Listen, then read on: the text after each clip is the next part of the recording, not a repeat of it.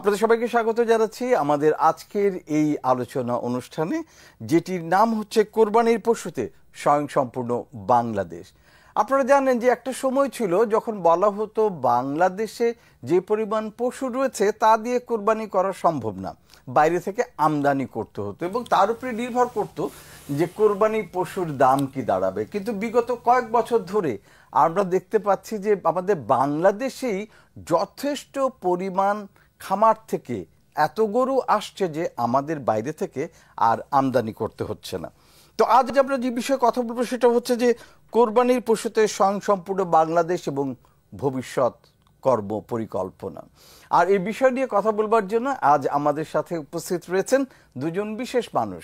আমাদের সাথে রয়েছেন ডক্টর মোহাম্মদ আবু সুফিয়ান, মহাপরিচালক প্রাণী সম্পদ অধিদপ্তর, ঢাকা। স্বাগত আপনাকে। এবং আমাদের সাথে আরো রয়েছেন ডক্টর বেগম শামসুন নাহার আহমদ, তিনি হচ্ছেন পরিচালক সম্প্রসারণ প্রাণী সম্পদ অধিদপ্তর, ঢাকা। স্বাগত আপনাদের দুজনকেই।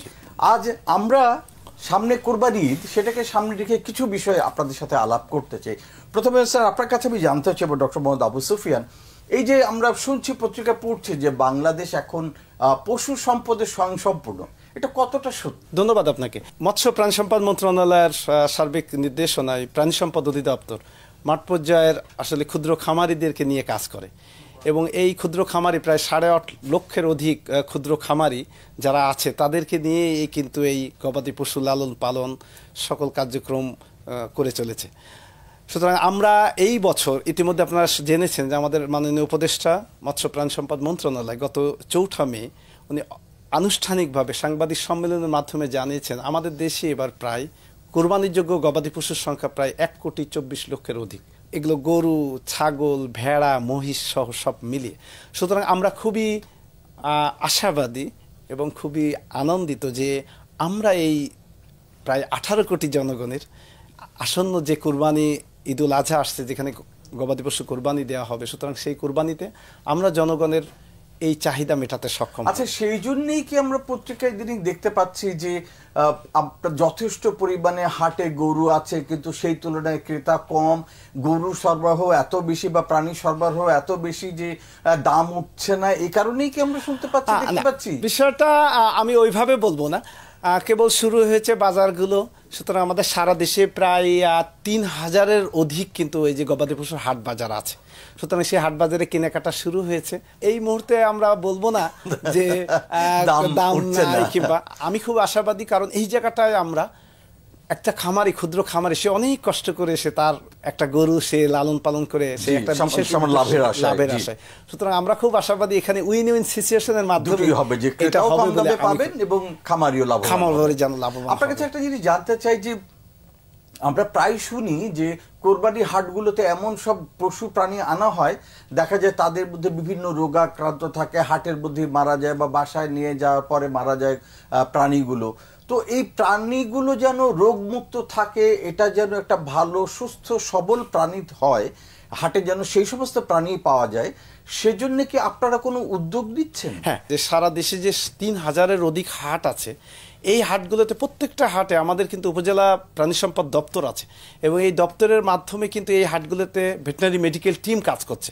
এবং একটি আশার সংবাদ হলো সরকার সম্প্রতি প্রায় 475টি উপজেলায় ভেটেরিনারি মোবাইল ক্লিনিক প্রদান করেছেন।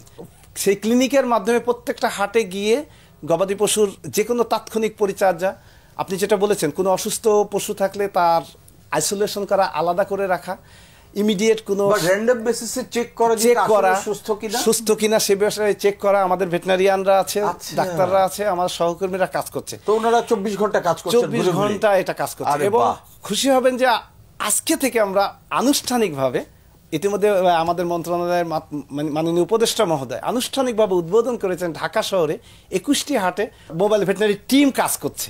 আপনি যেহেতু বলছেন যে বছর আমাদের 1,24,00,000 প্রাণী এরই মধ্যে মজুদ আছে, তার মানে এটা যথেষ্ট পরিমাণ, আমাদের তো বাড়তি গরু দরকার নেই। তো এই সীমান্ত থেকে যেন অনুপ্রবেশটা না হয়, সেজন্য কি কোনো উদ্যোগের কথা কি আপনারা বলেছেন কোথাও বা কিছু করছেন? হ্যাঁ, অবশ্যই, কারণ আমরা যেহেতু আমাদের যে উৎপাদন স্বয়ংসম্পূর্ণ, সুতরাং আমরা এই জায়গাটায় আমরা খুবই জিরো টলারেন্স।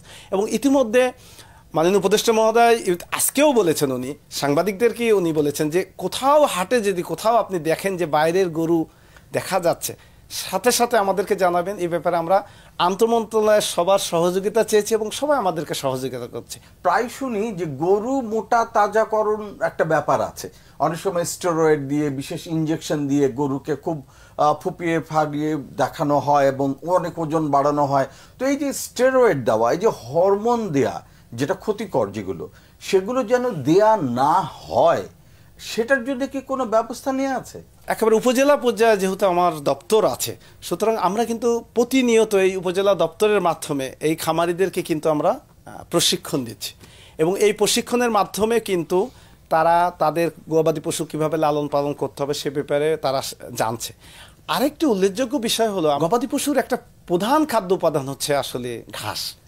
সুতরাং আমরা সারা দেশব্যাপী প্রায় 30,000 একর জায়গায় শুধু সরকারিভাবেই কিন্তু আমাদের ঘাস চাষের একটা, মানে সরকারি ঘাস জমিতেই কিন্তু আমাদের ঘাস চাষের কার্যক্রম চলছে। আরে বাহ! এর বাইরে আমরা খামারিদের প্রশিক্ষণ দিচ্ছি। এর বাইরে আমরা যেটা হয়েছে যে প্রায় 3,000 ভ্রাম্যমান ঘাসের বাজার তৈরি হয়েছে, মানে খামারির ওখান থেকে ঘাস কিনে আনছে। সুতরাং এই কার্যক্রম কিন্তু সারা দেশব্যাপী হয়ে গেছে, একটা রেভলিউশনই বলবো।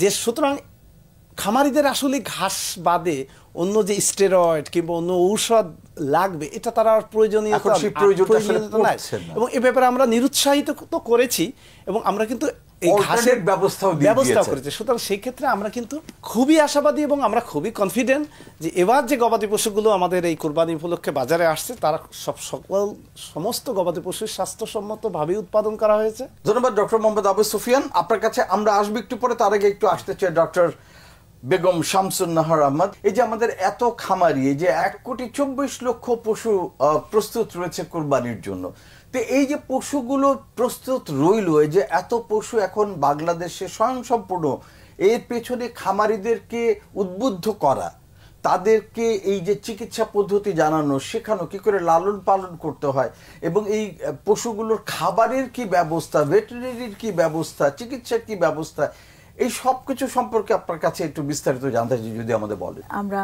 নিরাপদ, পর্যাপ্ত এবং মানসম্মত প্রাণীজ আমিষ সরবরাহ নিশ্চিতকরণ এবং প্রাণী স্বাস্থ্য সেবা এবং প্রাণীর উৎপাদন এবং উৎপাদনশীলতা বৃদ্ধি এবং মূল্য সংযোজনের মাধ্যমে প্রাণীজ আমিষের চাহিদা পূরণ, এই নিয়ে আমরা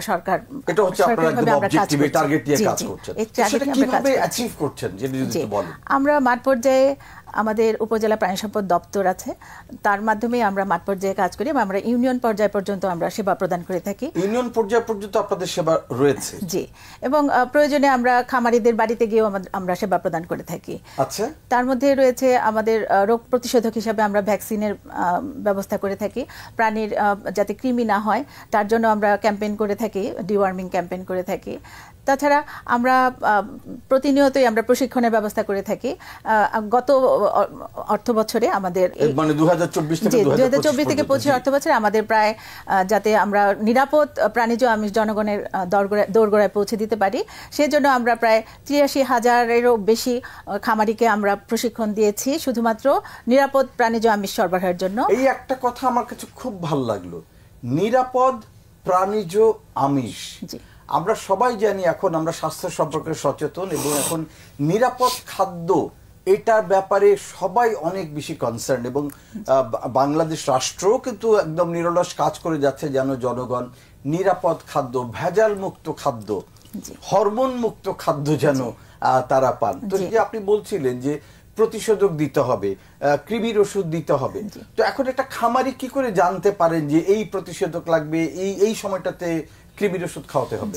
83,000-এরও বেশি খামারিদেরকে আমরা প্রশিক্ষণ দিয়েছি শুধুমাত্র হরমোন বা ক্ষতিকর ওষুধ যাতে তারা প্রয়োগ না করে কোরবানির পশুকে কেন্দ্র করে।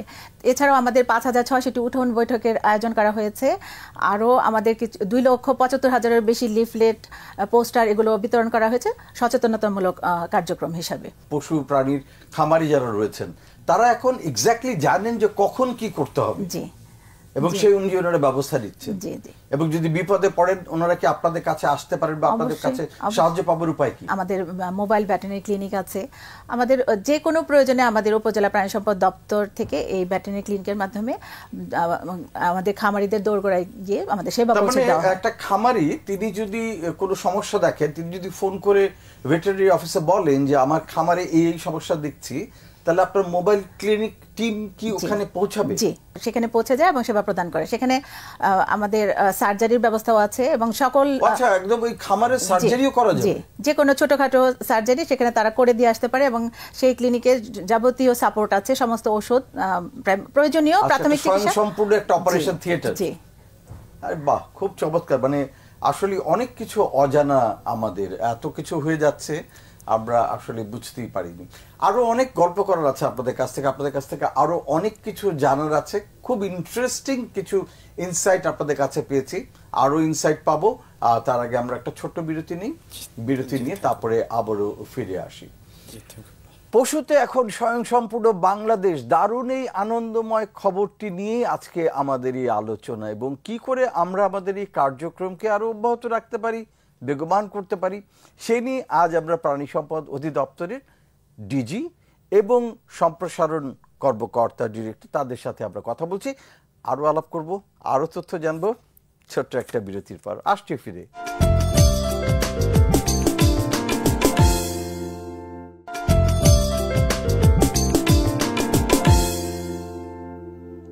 কোরবানির পশুতে স্বয়ংসম্পূর্ণ বাংলাদেশ শুনছিলেন আমাদের এই আলোচনা অনুষ্ঠান। সেই অনুষ্ঠানে আবারও আমরা ফিরে এলাম।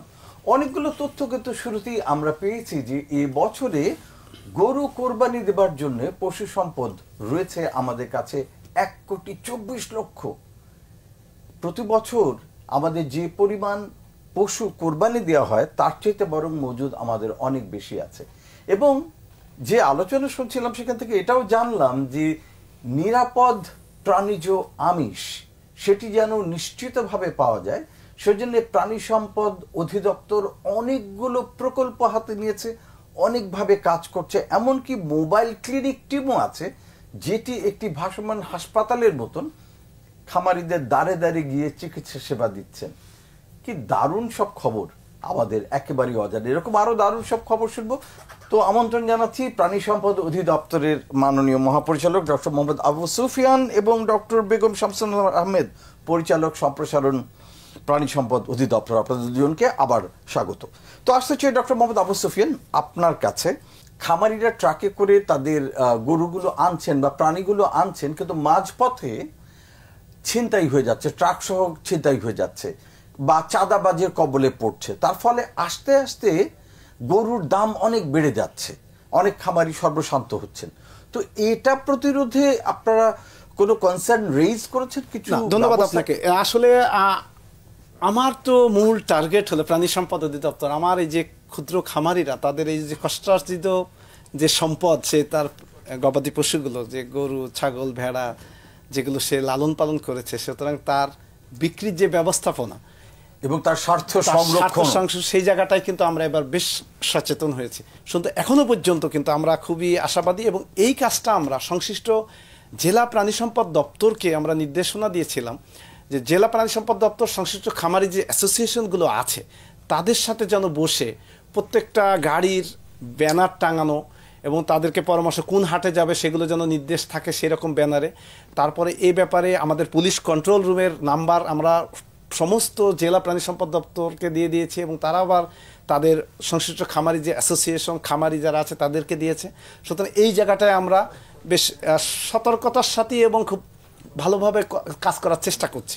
আরেকটি বিষয়ে এবার আমরা একটু নতুন সংযোজনই বলবো যে মাননীয় উপদেষ্টা মহোদয় এবার উনি বলেছেন যে এই পরিবহনকালে প্রাণীর প্রতি যেন অন্তত একটু কিছুটা হলেও নির্দয় আচরণ না করা হয়, প্রাণীর কল্যাণ যেন নিশ্চিত করা হয়, সে ব্যাপারে একটু উনি কিন্তু খুবই জোর দিয়েছেন। এটা একটা আপনি খুব ভালো একটা পয়েন্ট তুলেছেন, কারণ আমরা জানি যে প্রতি বছরই আমরা দেখতে পাই যে আমাদের কোরবানির পশু যেগুলো আসে, অনেক পশুর প্রতি নির্দয় আচরণ করা হয়। অনেকে লাঠি নিয়ে, চাবুক নিয়ে প্রাণীগুলোকে আঘাত করেন, খোঁচা দেন, খোঁচা দিয়ে ঘা তৈরি করে ফেলেন, এবং যে গাড়িতে করে আনা হয় গাদাগাদি করে আনা হয়, দাঁড় করিয়ে আনা হয়, তারা ঘন্টার পর ঘন্টা আসে, কোথাও একটু পানি পায় না, একটু খাবার পায় না, সেভাবে দাঁড়িয়ে থাকে।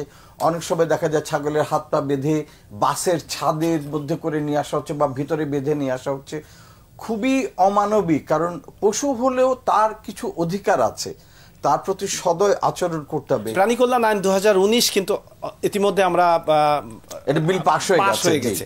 সুতরাং এই আইনে কিন্তু যদি পশুর প্রতি নির্দয় আচরণ করা হয় তার কিন্তু জরিমানা আছে। সুতরাং এই কার্যক্রমে আমরা চাচ্ছি যে খামারিদেরকে সচেতনতা করা, পরিবহন শ্রমিকদের সচেতন করা, সব এই কার্যক্রমে কিন্তু আমরা একেবারে সরাসরি সংশ্লিষ্ট হয়ে গেছি।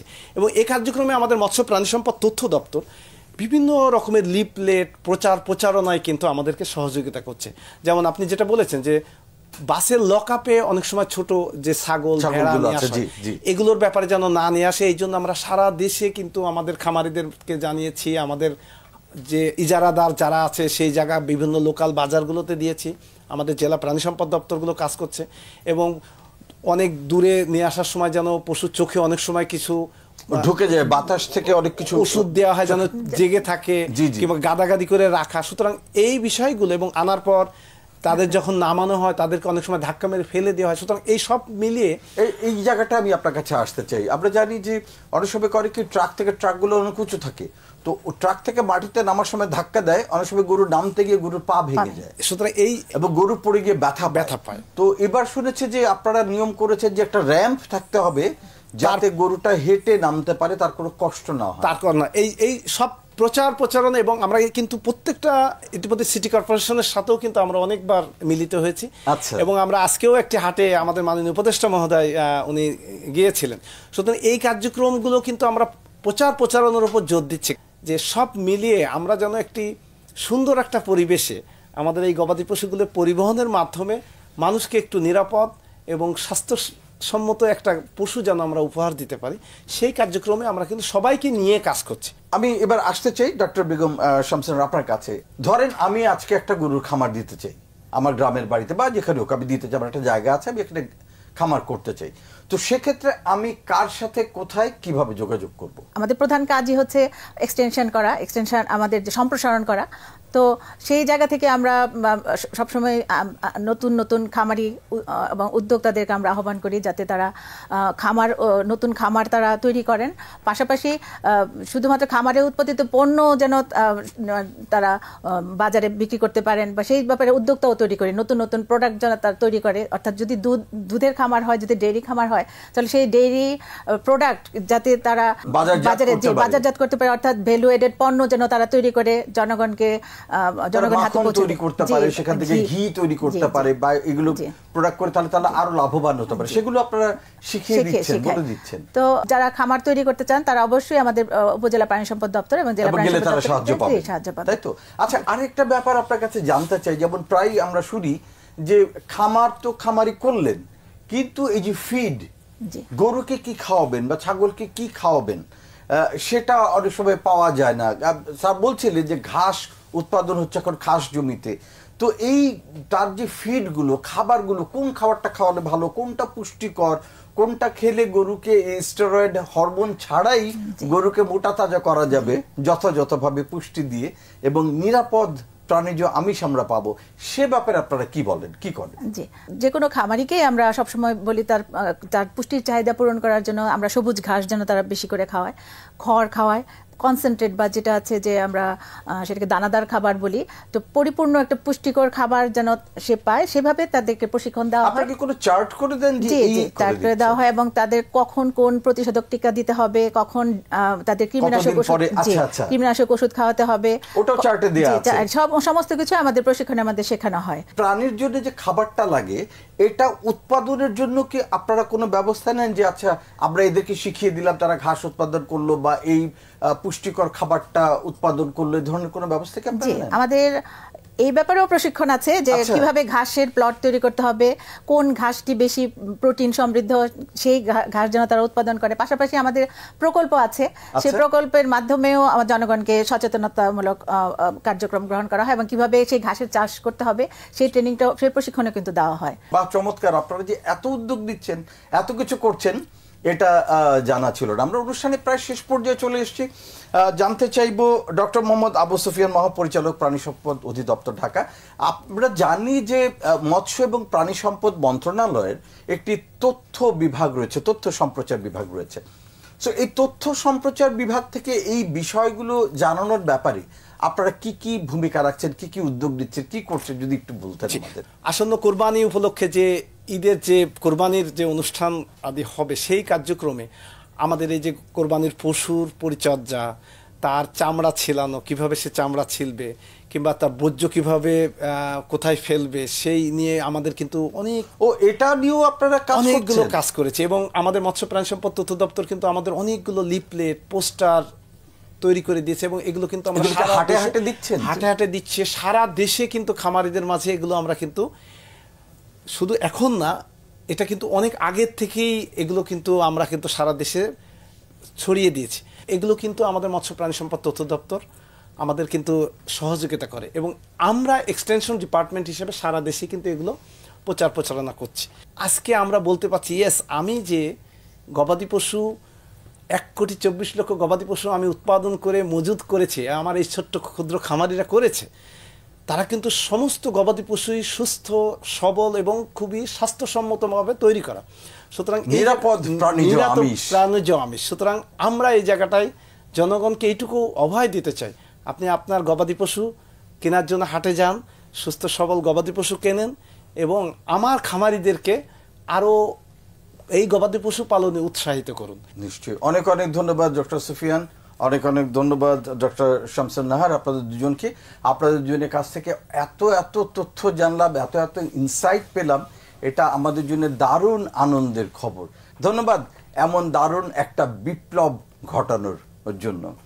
আর শুনলেন আপনারা যে কোরবানি ঈদে আমরা যে পশুগুলো কিনছি সেগুলো কিভাবে আসছে, কেমন করে আসছে, এবং বাংলাদেশ আজ স্বয়ংসম্পূর্ণ, আমাদের বাইরে থেকে আমদানি করতে হয় না। তার চেয়েও বড় কথা যেটি, যে আমরা প্রতি বছর যে ভয়টা পাই যে এটি স্টেরয়েড দেয়া বা হরমোন দিয়ে, গ্রোথ হরমোন দিয়ে এটাকে বড় করা, এবং এটি অসুস্থ গরু, এখন সেটার সম্ভাবনা কমে যাচ্ছে। কারণ প্রাণী সম্পদ অধিদপ্তর নিয়মিত মনিটরিং করছেন, তারা খামারিদের উদ্বুদ্ধ করছেন এবং এমন সব প্রক্রিয়া শিখিয়ে দিচ্ছেন যে হরমোন দেওয়া ছাড়া, স্টেরয়েড দেওয়া ছাড়াই গরু মোটা তাজা হচ্ছে প্রাকৃতিকভাবেই, এবং এই গরুগুলো যেন রোগমুক্ত থাকে, যেন সুস্থ সবল হয়, এবং জনগণ হিসেবে আমরা যেন নিরাপদ প্রাণীজ আমিষ পাই, সেজন্যে তারা বিপ্লব ঘটিয়ে চলছেন। অব্যাহত থাকুক বাংলাদেশের এই জয়যাত্রা, এবং এভাবেই বাংলাদেশের সকল ক্ষেত্রে আমরা হয়ে উঠি স্বয়ংসম্পূর্ণ। ভালো থাকবেন।